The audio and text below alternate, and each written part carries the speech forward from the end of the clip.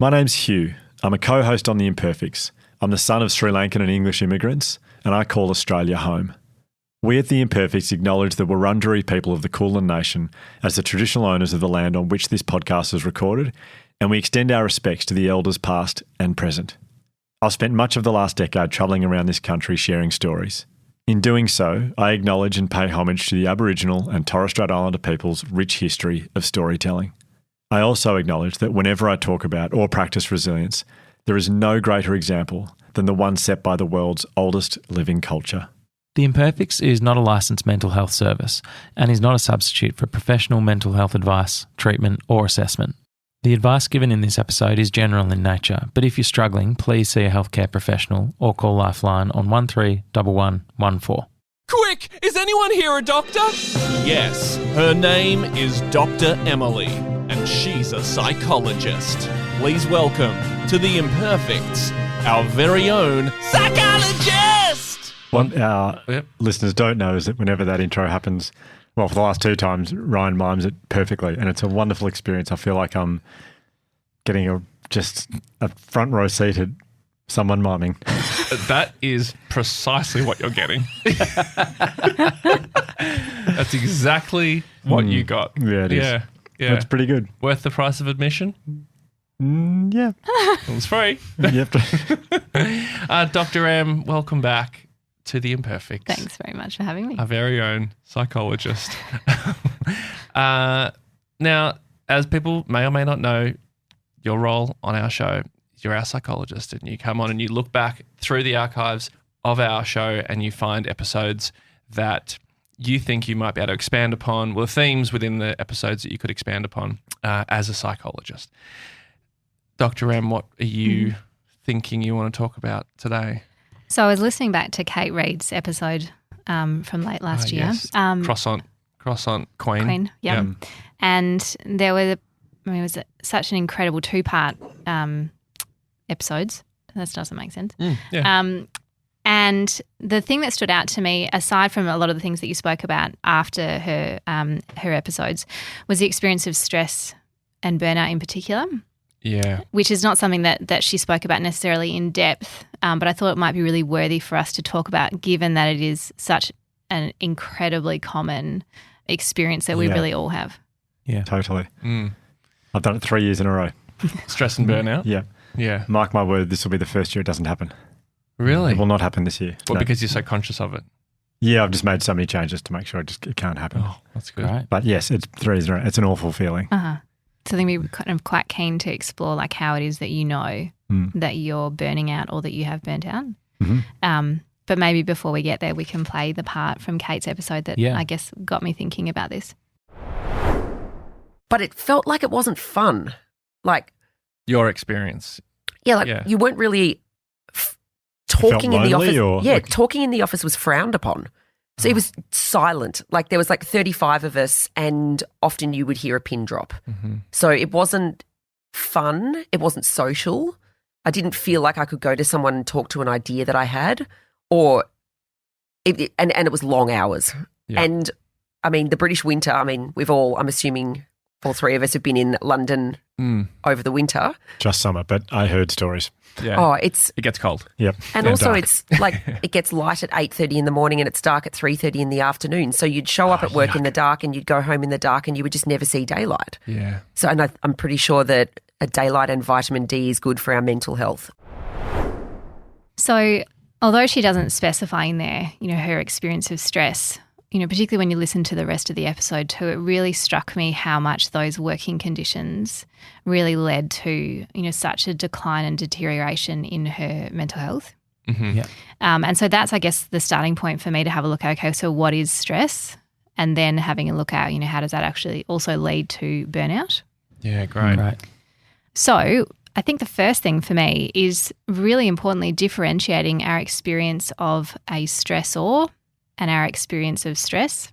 A stressor? Yep. Like something that stresses you? Is that what it is? Well, yeah. So, and I think this is why it can often be really quite confused. So a stressor is an external, usually, not always, but an external event or demand of a situation that then prompts a challenge in the body.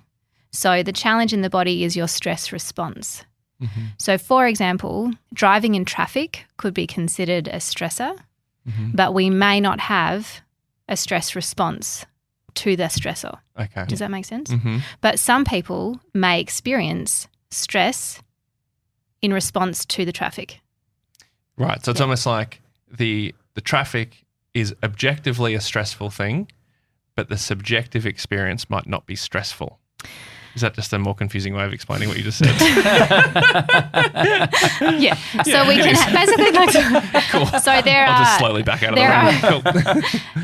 challenges, but not everyone perceives challenges as stressful. Yep. Gotcha. Yeah. Yeah. So some people will be in traffic and that will elicit in the body the activation of the stress response, which is fight or flight, whereas some people will experience the stressor and not have any activation of the fight or flight response. So And I feel like you can, different days, different response. Like sometimes traffic gets me, absolutely. other days I don't really care. Yeah. yeah, okay.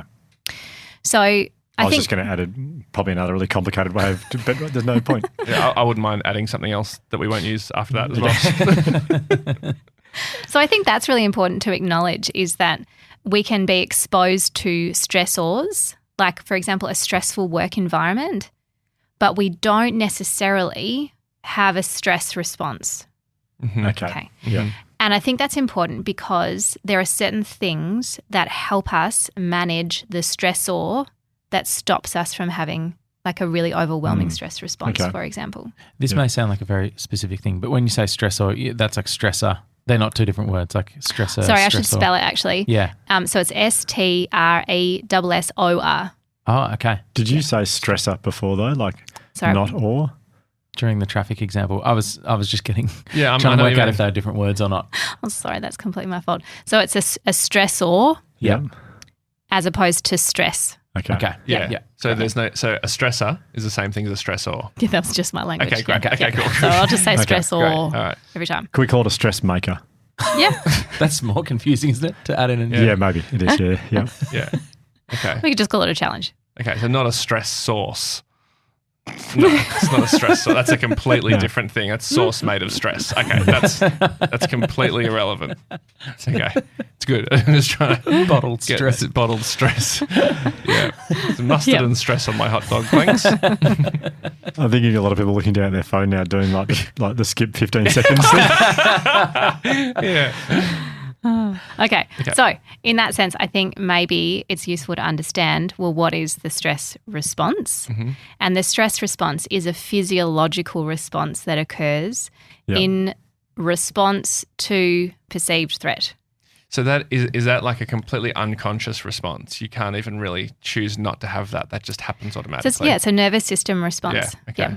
Mm-hmm. And in fact, there's a really useful way of understanding this, I think, and it's called polyvagal theory Oh yeah, I've heard this by said in a Stephen session. Porges. It's his theory, and it's quite complicated, but I really just want to kind of simplify it. Quite humble of him not to call it the Stephen theory. Yes, exactly. Yeah. And it's based on, and I've actually spoken about this, I spoke about this kind of more broadly speaking in response to my first episode actually talking about Georgia. And the polyvagal theory defines that there are three states of the nervous system. We have what's called ventral vagal functioning or ventral vagal nervous system, which is the rest, connected, engaged nervous system. And this nervous system is really controlled by what's called the parasympathetic nervous system. So this is when we feel calm and engaged, we're connected. So it's in that state of functioning that the body is not detecting any kind of sources of threat. Right? If the body then detects some kind of change in its environment, and that can sometimes be even internal sensations, but for the purpose of this, it's like seeing a lion. Yeah. So an external one. So the body detects threat and very quickly we shift from parasympathetic nervous system into sympathetic nervous system activation. Can I give you an example that we could work with? Yeah. Because I experienced this to a severe level a couple of months ago, which I haven't told Ryan about yet. Josh, you know, because I was messaging you nonstop. When you faced a lion because she's already given the lion. When you worked with Siegfried and Roy. We were down at a beach house and it's reasonably secluded. There's not too many, like we're a fair way away from stuff where we are. And when it's dark at night, it's really, really dark. And the kids are asleep and it's a small place. I'm falling asleep. Penny's feeding Patrick in the front room right next to the front door. I'm falling asleep in the other room right next to the front door, 11:30 at night. And all of a sudden on the front door, someone is smashing our door so hard like they wanted to break it down. Like it was like they were trying to break into our house. Like it was an adult hitting it as hard as they possibly could, probably 8 to 10 times.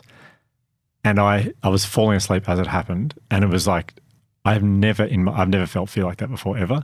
And I went from being pretty much asleep to standing at the front door, and I was and I couldn't see out because it's darker there, but they could see in because it was like, and my thing was, this person has definitely come to do harm to me and my family. There's no question. Like, this is bad. Whatever's about to happen, this is really bad.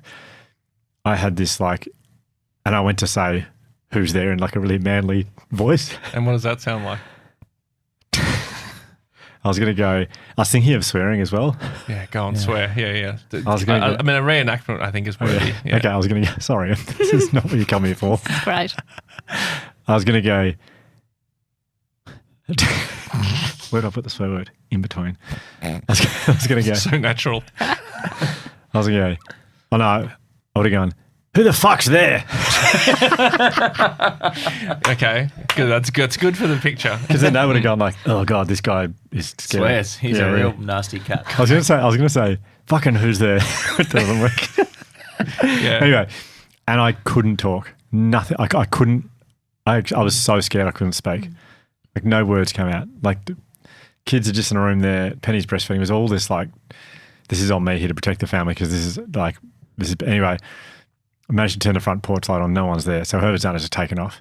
There's never been an explanation for it. I've never known what's happened since. Oh, my God. But I've never known fear like it. But when half an hour later, I felt this like, it was like something was like just charging up and down my body. Like I'm sure it was adrenaline and it was that whole fight or flight. But I was literally in that point of like, I was literally thinking I have to fight because I can't run away here because I leave my family here. Like I would be the worst fighter in the world, but I'm about to do this and it was like my fingers were tingling for, honestly, I couldn't sleep. 2 hours later, my fingers are still tingling and I'm like, my heart rate is still through the roof. I wear a heart rate monitor thing all the time and it was like, it was ridiculous. But I could feel the stress. And then my shoulders the next day were so sore and like I'd done a weight session or something, that like my shoulders were just, the stiffness in my neck and shoulders were just, and it was all from this like, perceived threat. That's what happened.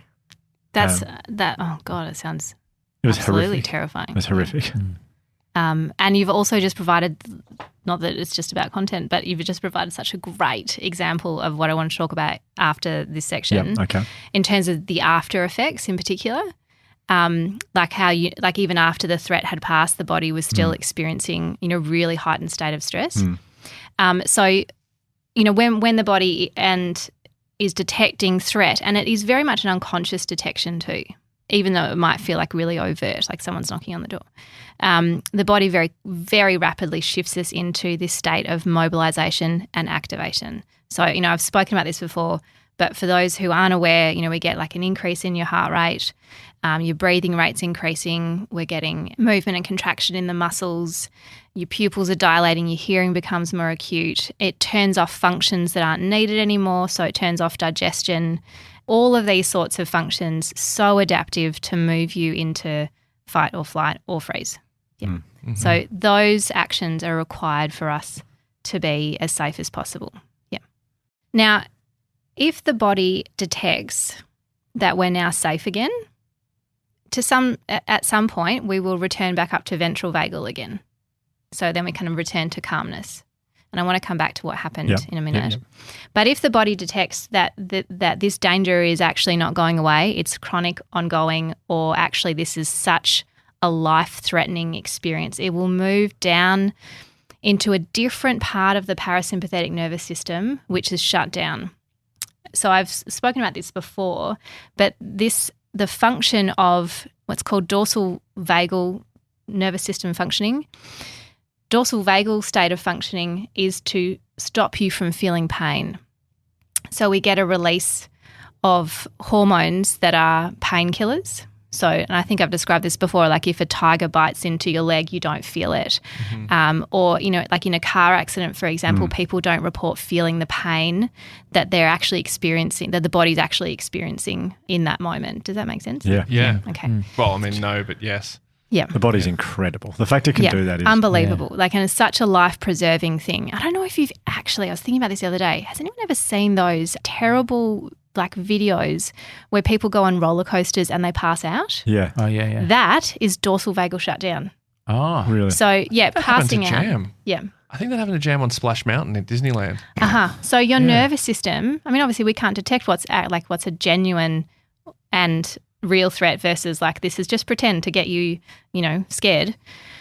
That body is detecting that this is far too overwhelming, so it moves into like flop drop mode. Like shutdown. Yep, 100%. To keep you to stop you from experiencing the true pain that would be present if you were actually aware. Amazing, isn't it? Yeah, That's it's incredible. That is incredible. I feel like I've got a pimple in my nose and I feel like I'm not far off dorsal vagal shutdown at the moment. It's that painful. That's what it is. So if I collapse, it's because I'm protecting my nose from the pain. Oh, it'd be absolutely warranted. Yeah. Wow. If anyone's got a pimple in their nose, my God. A friend of mine once went skydiving, and she's attached to the instructor, and the only reason she wanted to do it was for once the parachute had gone up to just sort of like glide through the air. She's like hurtling through the air, like the falling bit, and then as soon as the parachute got pulled, she like fainted, and there's video, like she got the video of her like going down, and so like as soon as the parachute goes, she just like passes out, and the rest of the video is her just like this as they went to the ground, and it must have been that. Absolutely. Wow. Yeah, and so even if you hear people talking about in extreme cases of stress they start fainting, that to me, we get such an insight into the functioning of their nervous system or the state of their nervous system. Okay. Wow. And from like an evolutionary point of view, obviously we can see how adaptive it is. But also kind of coming back to that fight or flight response, like when you're in that middle state, what the body really needs is to know that that you've moved through the stress response or through the stress cycle. There's a really great book written by Emily and Amelia Nagoski, and they have a theory that anytime we encounter stress and we're sitting in fight or flight, what the body needs is to complete the stress cycle. So in your instance, a completion of the stress cycle would have been fighting or exercise. Right. Because it's the movements of the body that tell you that you can then get to safety. Oh. So you're sitting in bed, the heart's still pumping. I was doing the opposite, like lying down in bed, peering out the window. Yeah. For 2 hours was the wrong thing to do. With a shotgun. So a rocking chair. And we'll come to this in terms of strategies, but something in that instance like might have even been to go and do like a whole lot of star jumps. So the body needs to move in some ways so that, and when you, like if you think back to caveman times, the caveman is running away from a lion. When it gets to the cave, the body has done the running to escape, so they know I'm now safe, and also they have connection with their family again. So there's like hugging and celebration that I escaped the lion. But not doing the running or not doing the fighting, it's almost like it keeps you stuck in the stress response. It's like it's bottled up and it needs to be released. Yeah. Okay. Yeah. Just picturing going, Penny, we need to fight. Yeah, okay. Yeah. So that makes sense though. Yeah. I mean, I would never think to do it other than I didn't think to do it, but that's it. Yeah. And look, in the middle of the night, it's tricky to be able to use all that mobilized energy in some ways. But it's useful to know that this is my body still experiencing the stress response, even though the stressor is not here. Yeah. Okay. And this has really significant implications in terms of our experience of burnout if we're experiencing this on a really chronic and consistent basis. Yeah, I mean, I guess I've just taken us down a path of extreme stress, but for a lot of people listening, stress would be running late for a meeting, or it's a deadline they're not going to make, or continual pressure at work from the stressor being their boss, or like a job they've got that's taken 6 months. Yeah. So that's probably more what we're looking at here. Is that so? But this it's still still applies? exactly the same. Okay. And I'll give you like an example of how this would play out on like a lower lying experience. First of all, I really want to clarify that stress and the experience of burnout is not specific at all to professional work or a job. So we can experience, obviously, stress and burnout within the context of parental stress and burnout, social justice burnout, and like the experience of racial discrimination or minority discrimination. We can experience, obviously, professional burnout, carer burnout. So there are whole lots of different scenarios that are going to lead us down this kind of pathway. It's not specific only to work. So that's why I'm just going to give this work example, but I really want to be clear that it's not only for professional burnout. Yeah. Mm-hmm. Yeah. So let's just say you go to work, and in order, like almost like when you wake up, the body kind of mobilizes itself almost into this fight or flight response to go to work, because I know in anticipation I've got these demands on me that even the thought of them are starting to feel pretty heavy. So the body kind of moves into this like mild state of fight or flight, and you can still function, like you can still have conversations and, you know, engage in the world in some ways. And then as the day goes on, you've been sitting in fight or flight all day long, okay? And so you're starting to feel pretty exhausted, right? And what polyvagal theory, you know, often suggests is that, you know, you can sit in this heightened state, but after a period of time, that's actually getting really too exhausting. So what happens is you drive home and maybe you put on music or you put on a podcast straight away. We move completely in the doing mode all day. So you're working, you get in the car, you get on the train, you put the music in. We haven't actually checked in at all. The body's still sitting in this kind of state. Then you get home, and then you go through the regular routines of getting home. And what is it that shows up? Often what shows up are urges to shut down. And the shutdown looks like eating more, drinking, scrolling, watching TV. Watching TV, yeah. Yeah, right. And so then what happens is we start to oscillate, which is a shutdown. It's a numbing and a shutdown. And if we think about this, when you've been sitting in that state of stress all day, we start to obviously experience a lot of discomfort in the body and in the mind. And what happens when we experience discomfort is that we very readily want to get rid of it. So have a glass of wine to take the edge off. Mm-hmm. Like that is, so common. This is a really common response, but it's moving us into this state of avoidance and shutdown. So what ends up happening is that if we're doing this every day, we then start oscillating between sympathetic nervous system activation down into dorsal vagal and then back up again. So we get kind of caught in this loop. So the act of scrolling or watching television or drinking wine, whatever it is, that replicates the body's shutdown mode. Okay. Yeah. So there's like a complete disconnection in some ways. So it's avoidance, numbing, detachment, kind of this sense of depersonalization. So this real kind of distancing from your sense of self almost. Yeah. So maybe I'm jumping ahead too much, but what would be, as opposed to getting home from the stressful day and doing any of those things, what would be the better option? So really interestingly, I'm hoping you don't say do like a gym workout or something. That's what you're going to say, isn't it? Shit. Wouldn't be the worst idea. Like if we look at it from the perspective of the Nagoski sisters book, they suggest the number one evidence-based treatment for stress and burnout is exercise. And I feel like I can feel like a collective eye roll from everyone. Not an eye roll, listening. just like not me. Not again. Not me. Hugh loves it. I just got an eye flip from me. Yep. The classic eye flip, which needs no explanation.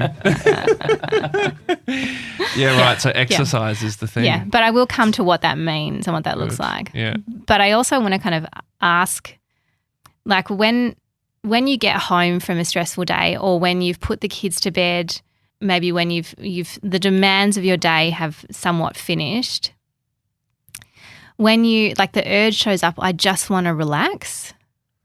And so often that means relaxing for me will mean lying down on the couch and watching TV, for example. But my question, like, I think really importantly is, how restorative is that resting? So, like, how restorative is watching TV to the body? How much calm is actually occurring in the body when we're doing those numbing things. See, I think in my mind, I'm getting mixed up with being really exhausted, because being really exhausted is obviously different than being really stressed. And I think I keep thinking of like, I'm getting home after like a long day and I'm so tired and all I want to do is just sit on the couch and do nothing. Yep. But that's different, isn't it? Or is that the same? It could be the same. Okay. Yeah. But it could be different. Yeah. So I don't have to exercise. No.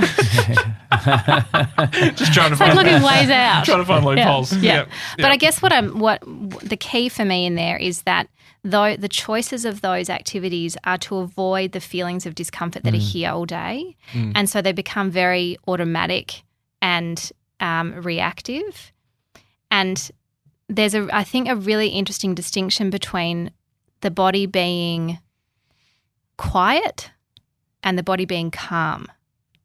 So if we were to look at you watching TV, your body is quiet, but are you in a state of calm? Oh, that's interesting. Yeah, wow. Yeah. I don't know if this relates to the connection thing you're talking about before, but I find if on a scale of that, if I sit down on the couch with Soph and we both scroll through our phones and go to bed, I feel shit and it absolutely feels numb and quiet. But if we were to watch something like a really good show together for 20 minutes and have a sort of collective experience of enjoying that show together and have that little chat about it and we really enjoyed that, it sounds like it's probably not as good as exercise, but that does feel a step better, I feel. Absolutely.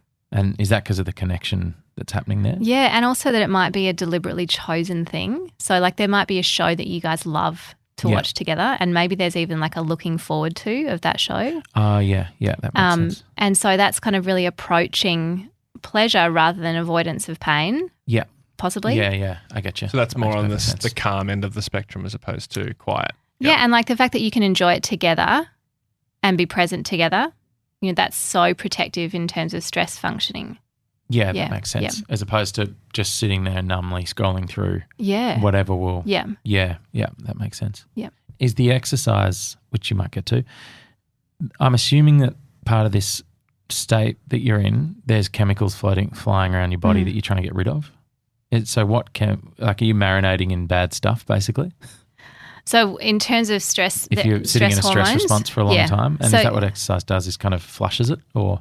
Yeah, you could say that. Yeah, or like utilises it. So we're kind of really utilising the stress hormones in a way that allows us to return to balance or like homeostasis. Yeah. Right. There are actually a lot of stress hormones that we experience, and so it's not just cortisol and adrenaline. There are actually quite a number of hormones that are released in the body that are there to protect us. Yeah. But when they're chronic, like when we're chronically activated, then they become really harmful. Yeah. Right. Okay. Yeah. So you might be about to get to this.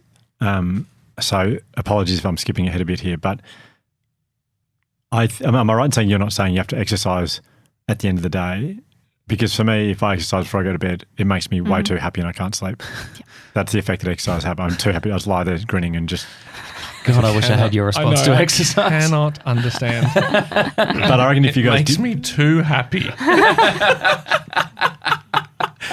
Yeah, sometimes I'm just too happy. But anyway. It's a real problem. It's a real problem.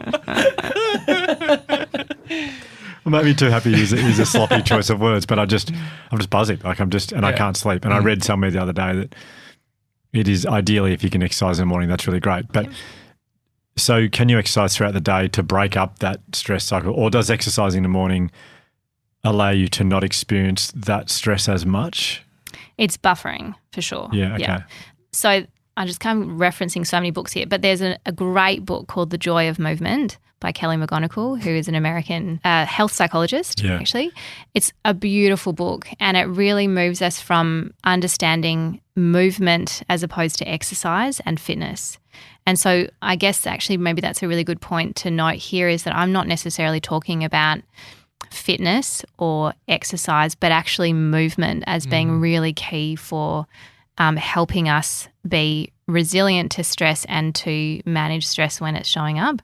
So, I mean, in her research, she does suggest that the most benefit we get is if we can exercise in the morning, but it's not practical for everybody. That's actually just not necessarily reasonable. But it can be simple things like doing 10-star jumps, or it can be doing some gentle stretching. It can be going for a walk. So things that are kind of getting the body like moving, very much moving. Here's an idea. I'm just trying to think of solutions that might actually work for me. What about if you had an exercise bike at the front door? So when you come home, you do like 5-10 minutes on the exercise bike before you like speak to anyone. Yes. It's like literally walk in, first thing I do, 5-10 minutes next bike. Could you watch something while you're riding on the bike? No. Okay. Yeah, but that would be like silly but amazing. Yeah. Yeah, like that's just an exercise awesome. bike. That would be great. Yeah. Okay. Or just like I was thinking about, those like little kids trampolines? Oh, yeah. yes. Put one of them inside your door and you just have to jump on the trampoline That'd be great. for a minute and then walk in. Yeah. Also, and that is potentially a way for the body to recognize that I've moved through, I've completed the stress cycle. And so then I can re-enter the house. And at that point, you might notice that we actually want to make different choices about how to look after ourselves in the evening that may not be like mind-numbing. So the example I'd give you on that is that for a long time I'd do these shows. I get off stage at about probably 9, go back to the hotel room, and for a long time I was like, oh, I'm going to lie in bed and I'm going to watch television in bed. This is going to be so good. And I always felt like shit afterwards. Like I'd have a bad sleep, wake up in the morning not feeling good, and never quite understood how doing something so restful. And I didn't think about it properly, but at one point when I started to get more into running, I would run before I did these shows, and then I'd be a bit sore sort of walking on stage. So when I go to the hotel, instead of watching television, I'd like stretch and use a foam roller. And then I just felt so much better. Yep. And I equate it to being, I feel better mentally because physically I'm feeling a bit better because I did stretching and foam roller. But I think listening to you speak, it's a lot more than that. And it's actually, I'm decompressing the day in a more healthy manner. Yeah, and it's like you're moving back up the ladder, so into that ventral vagal functioning again. So rather than like probably doing a talk, for example, whether it's you're so fight or flight the whole time. Yeah. Like it's a stressful. Yeah. So you come from that state and then you move down into watching TV and maybe eating as well. Pizza. Yeah. So there's like this Hawaiian. Is there any other type of pizza? I'm not sure. Yeah, and so like, God, I really want to be clear. Like, there's nothing wrong with us doing these things. It's more that if this is becoming like really habitual and really kind of chronic experience. Yeah. So exercise is definitely one thing, and I might talk about exercise in another context later on in this episode. But I do want to emphasize it's not the only thing. It's not the only thing that we can do to take good care of ourselves when we're experiencing stress. But I wanted to kind of, before we get there, I wanted to ask you guys what your experience is, or actually what the signs are for you that you're either burnt out or that you're burning out. I think for me, I get short with people. Sorry, again, I can't imagine that at all. Well, yeah, maybe I hide it, but I think I definitely get short, and my patience lessens. Like I become a lot more kind of like my willingness to give people benefit of the doubt, or whatever, it probably lessens because it's like I haven't got the patience for it essentially. Yeah, I feel like that's probably the number one thing. Yeah, because there's like less tolerance. Yes, less tolerance. That's exactly it. Yeah. For me, I just don't cope well when small things are going wrong. I don't cope. Like the smallest thing, and I just get so upset about it, or so my reaction is so disproportionate to what's just taken place. And I think a little bit of what Ryan just said as well. So if I'm in traffic and someone is driving poorly, it makes me really angry, where usually it doesn't bother, like you said this before, it doesn't bother me in the slightest. I just think there was some bad driving and I don't really care. So yeah. I'd say both of those things for me, definitely. And I was just trying to think what else I could add. I reckon physically I don't know if I do. It feels like my breath shortens, like I get very kind of constricted and kind of almost not hypervent. It's not like hyperventilating, but I feel like I'm sort of short of breath, out of breath, kind of moving quicker. Like I move around like running between things, and like even when I don't really need to, like trying to, physically kind of panicking a bit. Yeah. That's interesting because it like what shows up for me often is like a rushing. Like Yeah, it yeah, that feels would be like the feeling for like the a body. rushing in the body, but also often there is an actual rushing. Yeah, Yeah. So it's definitely. both. Yeah. Yeah. And So they kind of feed each other. Yes. Yeah. Absolutely. Yeah. So, I think you kind of really highlighted like there's like these interpersonal responses. So, you're changing like our tolerance or our irritability changes, like our capacity to cope with small things. We get like these physical changes as well. There are also some other kind of key signs, I think, for burnout that are really important to pay attention to. And really big one is sleep. So I don't know if any of you guys have had this experience before, but when you're feeling particularly stressed, your sleep patterns can really change quite significantly. Yeah. And that can show up as insomnia. So either difficulty falling asleep or waking up in the middle of the night, not being able to get back to sleep. Like that's a big indicator to me that the body's, sitting in a lot of stress. Yeah. Yeah. I think I would have done in the past when I've been really stressed. If I'll get home, then I do the bad things to try and distract myself from the stress. And as a result of that, I probably stay up later than I should because I'm just like watching something or I'm on the internet or something, just trying to kind of like shift what I'm thinking about to something mindless. And as a result, I'm like, look at the clock. I was like, it's 1 a.m. Like I should go to bed. And I do. And then I have hardly got any sleep. Yeah.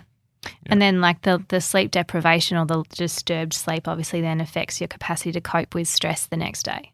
So it then becomes like really cumulative. Yeah. It's actually interesting when working with like mums of newborns or of kids that aren't sleeping very well, if you give let's just say it's the mum, it may not be the mum, but let's just say for this instance, the mum has been having really interrupted sleep. If you go and give that mum the opportunity to sleep like a full night, it's often really common that they find it very difficult to go to sleep because of the amount of adrenaline and stress response that person is sitting in. Yeah. So I think that's like, even though they're so exhausted, it shows up in our sleep patterns that this body is experiencing this much stress. That's probably why at the sleep school they give them sleeping pills They for do. the first few days. Yeah. Oh, yes. For that to make very sure purpose. to Yep. force them to sleep. Yep. Yeah. So again, like even though you're so exhausted, the body does not feel safe enough to go to sleep. Yeah. Yeah. Yeah. So that's a really big indicator if sleep starts to drop off. Like that's a big warning sign for me. Similarly, appetite changes. So loss of appetite, that's pretty big.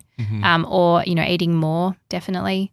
Changes in your interpersonal relationships, so definitely like more irritable, but also often more withdrawn. So not wanting to go to social events, not socializing as much at work. They're kind of quite common signs as well. Yeah. Do you think your vision is narrowed? Yes. Like, because I feel like I don't notice beautiful, like my capacity to notice beautiful things or colour and stuff, it's almost like colour's drained out. Like obviously it's not, you can see colour, but it's like you just don't notice pretty beautiful things and colour and stuff like that when you're stressed, I reckon. And that may be also like this indication of the nervous system state that you're in. Because if you're in a fight or flight response, then our attention narrows to whatever is threatening. Yeah. So we discard like irrelevant information, basically. Yeah, okay. Yeah, so that interesting. would kind of make sense. Yeah, absolutely. Yeah. The other thing I think is important in identifying burnout is when, often if we think about burnout, it's occurring when the demands of a situation are really exceeding our capacity or our perception of our capacity to cope. And so if this is occurring, what we do tend to notice is this, well, first of all, emotional exhaustion, but also like a decreased and decreasing sense of accomplishment. Oh, Does that make sense? So decreasing sense of it. So even if you are accomplishing lots, you don't feel good about the accomplishments? Is that what you mean? Or it feels like I'm not making a difference. This is really common in helping professions too. Wow, yeah. Like being a teacher, for example, like certainly within my profession, medical professionals, definitely this sense that what I'm doing is not making a difference. What's the point? There's also like this tendency to lose your empathy or to find it more difficult to empathize. I was literally just talking to someone the other day and she works really long hours and has been for like 25 years. And she was literally said to me, she's like, what's the point? Like, why am I even doing this? And I like stumbled through an explanation as to why what she does help people, but she just didn't want to hear it. It's like she immediately dismissed maybe she just doesn't feel it. But I that you saying that, because she would be so stressed in what she's doing. She's in such long hours managing so many staff underneath her, and I reckon it just probably is burnout. Yeah. So interesting. Not sure if anyone else had like any other experiences that were kind of showing up around that, kind of like the losing the sense of being able to empathise with others. Definitely that. I think my interpretation of everyone, you guys sort of said this before, but my interpretation of other people's behaviour becomes very that their behaviour is kind of malicious, or like I turn it into like they're all out to get me or they're all and that, or the worst possible interpretation of what other people are doing in all circumstances is certainly something. So I guess that does relate to empathy. Yeah, absolutely. Yeah. So these are kind of like warning signs for us to pay attention to, I think. So the more awareness that we have of these as cues, the earlier we can obviously start to intervene to make things different. Mm-hmm. So I'm just wondering, kind of on that basis, in all of your experience, what has helped, or what works for you in terms of taking good care of yourself or preventing that experience of burnout? Well, I mean, definitely. I mean, I don't exercise regularly, but I do walk a lot. And recently I started swimming, actually.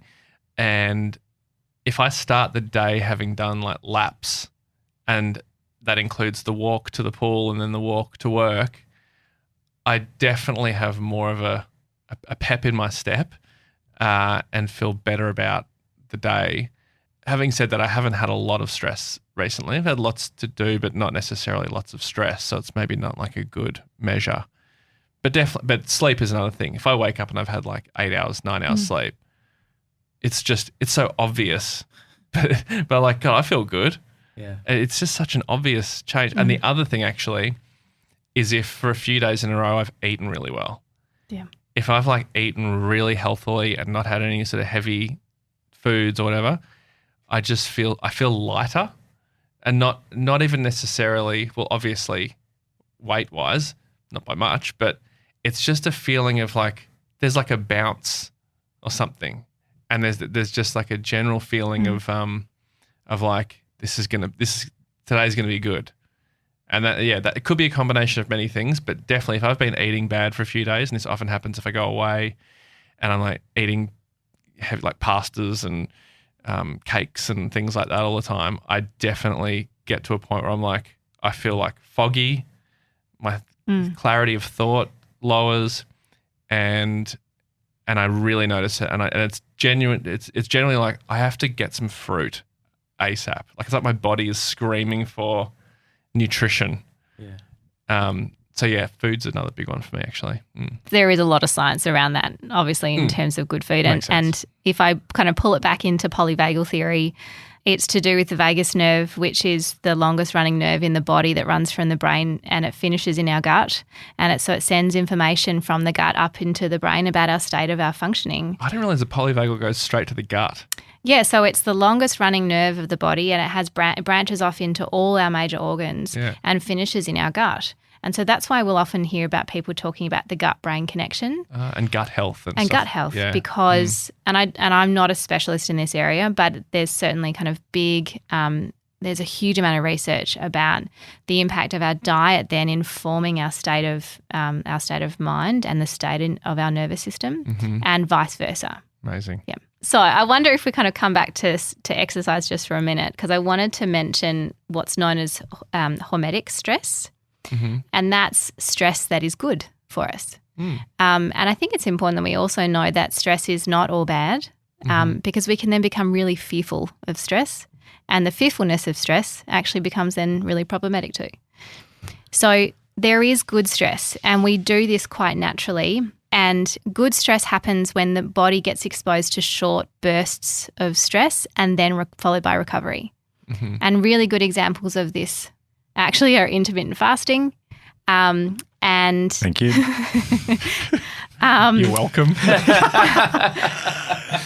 High interval intensity training. Also you. Thank you. There are other things like hot cold experiences. So sauna, cold plunge. Cold shower? Yep, cold shower. Thank you. Yep. Yeah, we're just showing up for anything. And I do want to put some caveats around the cold plunge and the use of cold water therapy. Like, please go and seek your own professional advice around that.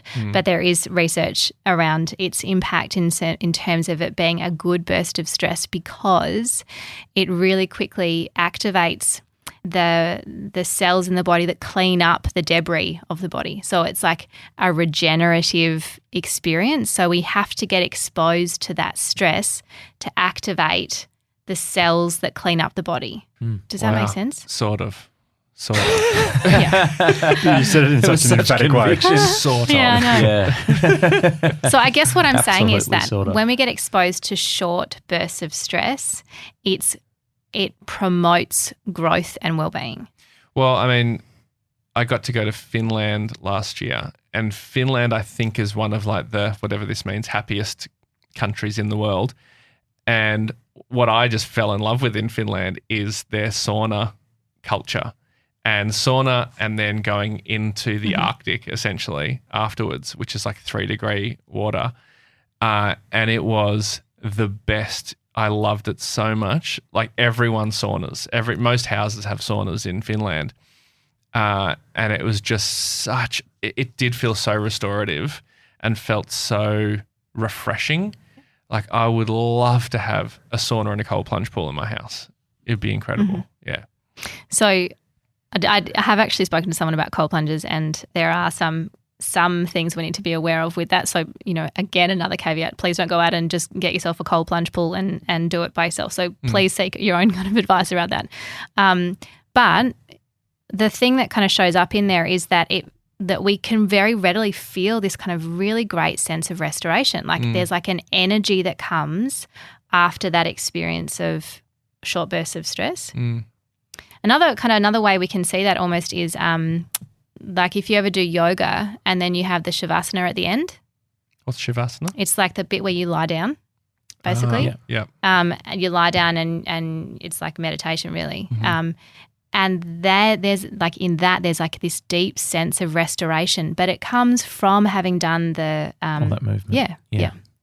So we can really kind of like lean into this kind of ease in the body, this sense of restoration in the body that's truly here, as opposed to like the lying on the couch. The high intensity interval stuff you were talking about before, that's very much the foundation of everything I do with fitness. My experience of it, it's just unbelievably good. And the reason is I feel like you expose your body to what it feels like to be extremely stressed for little bits. So you're practicing being stressed in a non-stressful environment. And then afterwards, like I said before, I feel too happy. Like, I'm just too happy afterwards. It's just flooded with such. Got to do something about that.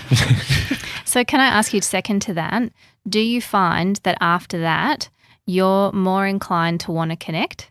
Oh, okay. Perfect example. I went down to the track the other day, and there's a group of people there who I kind of know, and they were sprinters, and they all had their tops off. And I was like, God, you don't have your top off. And I was a bit like, I just walked straight past and literally went up to the other side of the track to do all my stuff because I didn't feel like talking to them. Not because they had their tops off, but just that was like, why are they doing that? But to be clear, you were eye rolling, not eye flipping at this point. Yeah. These are eye rolls. Yeah, they're eye rolls. Yeah. I don't know these guys. I'm worried there's a group of guys I do talk to a bit who think I'm talking about them. I'm not talking about them. I've barely even seen these guys before, but new group of sprint guys, all their tops off. And I was like, you don't need to show off. We get it. You're ripped. That's fine. Then I went to the other side of the track, did my whole session. And on the way back, I went out of my way to go and speak to them because I just felt like talking to them. I literally went over, kind of like that old guy who just talks, he's just too inquisitive. And I just went, hey guys, what are you training for? Talk to them for ages. And I remember thinking like, look at these people. Like, they are pictures of athletic perfection. They're so proud. Of course they should. Like, I'm so happy for them. I am so happy for them. That's exactly what it does. It makes me want to connect. And I'm often late home, and I say to Penny I'll be home at a certain time because I'm just chatting to everyone at the racetrack. Hanging out with a whole lot of topless people. And there is research about that. And again, in Kelly McGonigle's research and in her book, she talks about the fact that it's not just endorphins that we're getting when we're exercising. So it's not just a high. There's a primal motive that exists in the exercise, and that it is priming us for connection. So when we exercise, we're much more inclined to want to connect, or afterwards to connect with other people. Because from a caveman point of view, like after, getting to safety, we're primed for connection to be safe again. Mm-hmm. So it's priming for bonding, for sharing, for cooperation. So we tend to find that after exercise, this kind of experience shows up. This is the most, you've said some pretty resonating things with me. This is the most anything's ever resonated. It's Really? It's exactly what it is. The desperate want to connect. It's like a desperate, like I just want to talk to people and I want to find out what they're doing. And it's and that's why I love when you see people running in groups. Like group running is just the best because it's such a wonderful social thing afterwards. It's just, so. Amazing. So that's exercise. Yeah. It's just one part of taking good care of ourselves, of managing the stress response. I was toying with whether I should say this or not, but I will, because I think there must be people who feel the same who might be listening to this. That all makes sense to me and feels really incredible, but it feels like that's for someone else. Yeah. Like I can't see me having that in my life, and I wish I could. It feels like that's something else that someone else can benefit from, but I just cannot see how I'm a person that could embed the high intensity training, the healthy eating, everything. It just feels like too steep a mountain to climb for me. Maybe I'll be a different person. That feels really hard to notice that.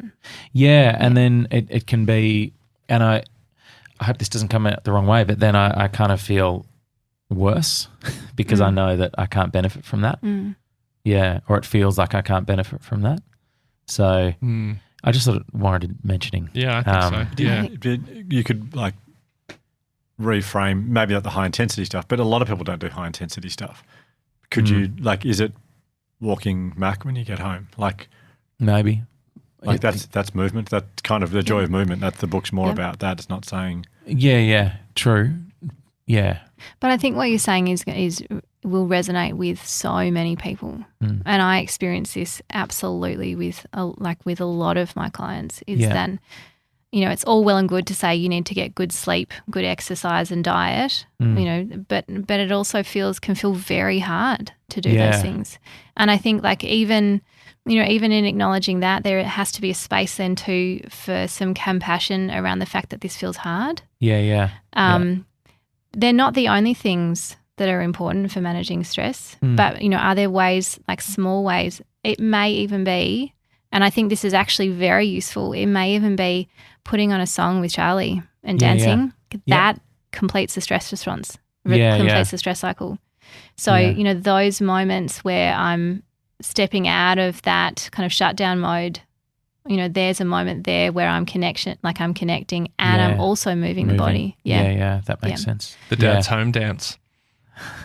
We put on music the other day for the first time because he's just getting old enough, and Soph loves dancing. We put on music and he actually started trying to dance with us. It was one of the favourite things in my life thus far. Wow, amazing. So even if that, to be honest, you could do that twice a day. Yeah. And that might be enough.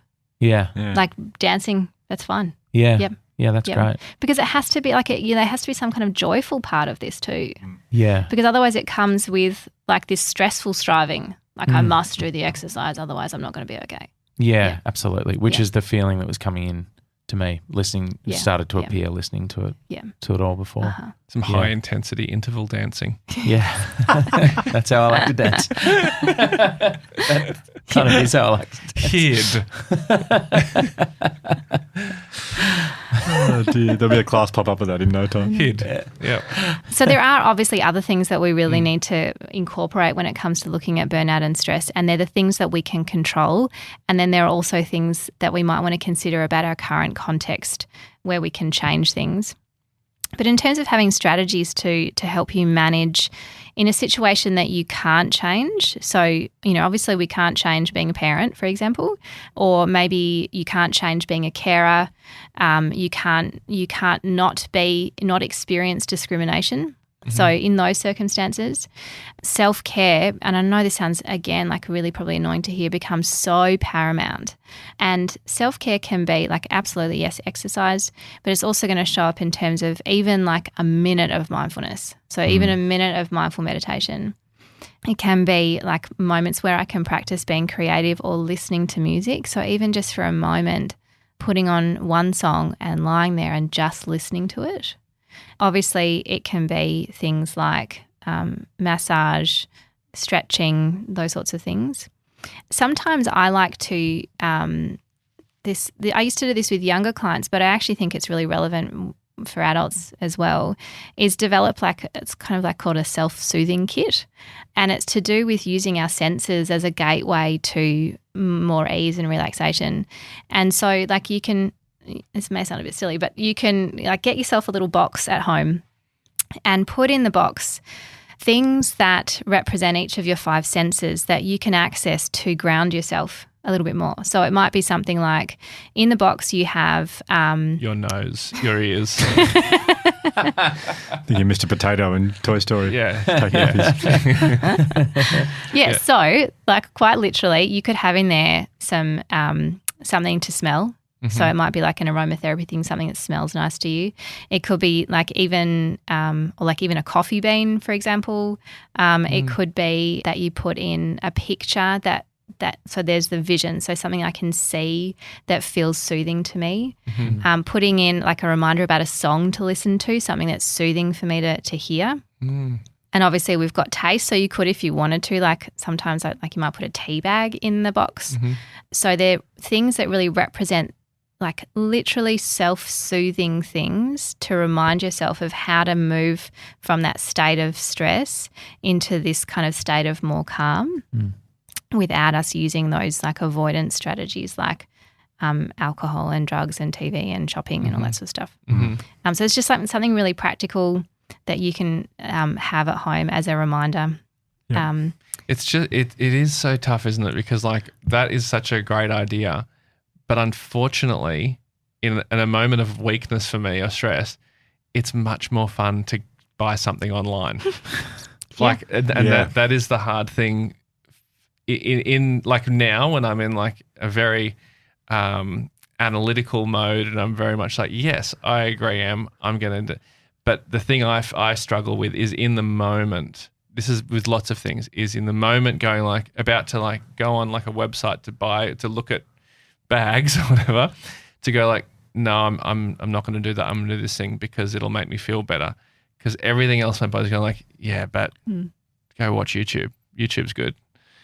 That's tricky for me, but it's so to be mindful of it. I think it's so automatic. Even if I do it once out of 10 times, yeah. That's exactly what I was just thinking. Man. Just that's got to be better than doing it 10 out of 10 times. Yeah. It may even be something like maybe you don't necessarily have like a self-soothing kit. That's completely, your choice. But it may be something like, okay, so let's again like use our senses as this gateway to more calm and more ease. And that may very simply be you going outside, taking your shoes off and feeling your feet on the grass before you go and do those things. So like here I am, like I'm really literally feeling my feet touching the earth. Very grounding for the body to do that. It's almost like you do that and then you reward yourself. Yeah. If you still feel like doing it, because I've got this great app which I read about, and I use the app's called 1 Sec, and it's this app that this guy developed, which essentially you use like Apple shortcuts sort of thing. It tells you how to set it up, but what it essentially does, practically speaking, is when you press the Instagram app to open the Instagram app, it diverts you to this other app called 1 Sec, which then it like scans the screen and says, take a deep breath. And it's like in like 5 or 10 seconds, you've got 5 or 10 seconds before you have to wait until the Instagram app opens. And then it says at the bottom on the app, it says, do you want to open Instagram still? And you either go yes or no. So it's like, it's so brilliant. But I would say because I'm not checking Instagram as much, but I would say probably, honestly, I'd say I go and actually look at Instagram for about 25% less than I would have otherwise, because it's just mindless, Yeah. But it kind of it forces you to be mindful about opening it. And you can do it for any app. You can choose any app. It can be YouTube or Facebook or whatever. Yeah. It's a good app. I'm just having like a big breakdown over here in response to that story. Like that is so great. Yeah.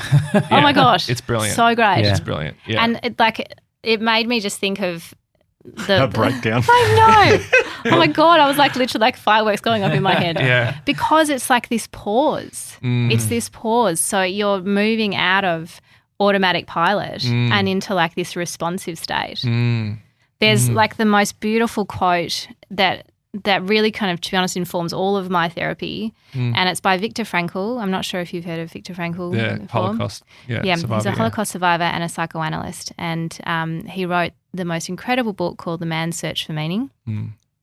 And the quote is, between stimulus and response, there is a space. And in that space lies our power to choose our response. In our response lies our growth and our freedom.